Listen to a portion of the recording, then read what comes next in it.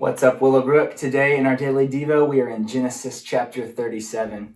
It's a very familiar story for a lot of us. It's the story of Joseph, and Joseph is the younger son of Jacob. He has 11 older brothers, but he's the favorite. His dad favors him, treats him differently, gives him more privilege and honor. He gives him this coat of many colors that sets him apart, and his brothers take notice. They grow jealous, they're envious, and they even grow resentful. And Scripture says that they hate him and could not have peace with him at all. Sounds like a rough home life for Joseph.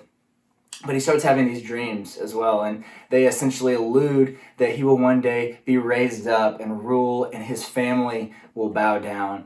And this seems to be the final straw between his brothers. It's the last interaction that we see before Jacob sends Joseph out one day to check up on his brothers. And when they see him coming, they go off the rails and they start plotting against Joseph.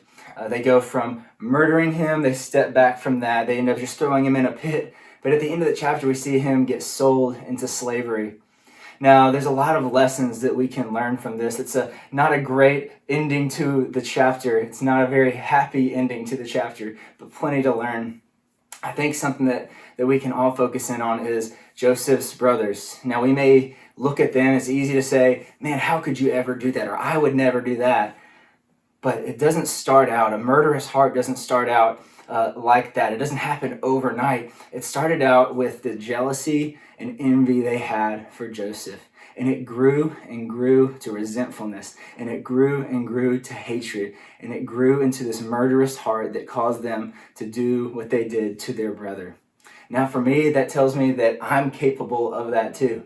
Now maybe I might not be compelled to kill somebody or even throw them in a hole, leave them for dead, something that extreme. But when I allow sins like envy, jealousy, covetousness into my heart, they can grow into something and make me someone that I was not meant to be. So today, ask God to be enough for you. Ask that God's provision would be sufficient for you.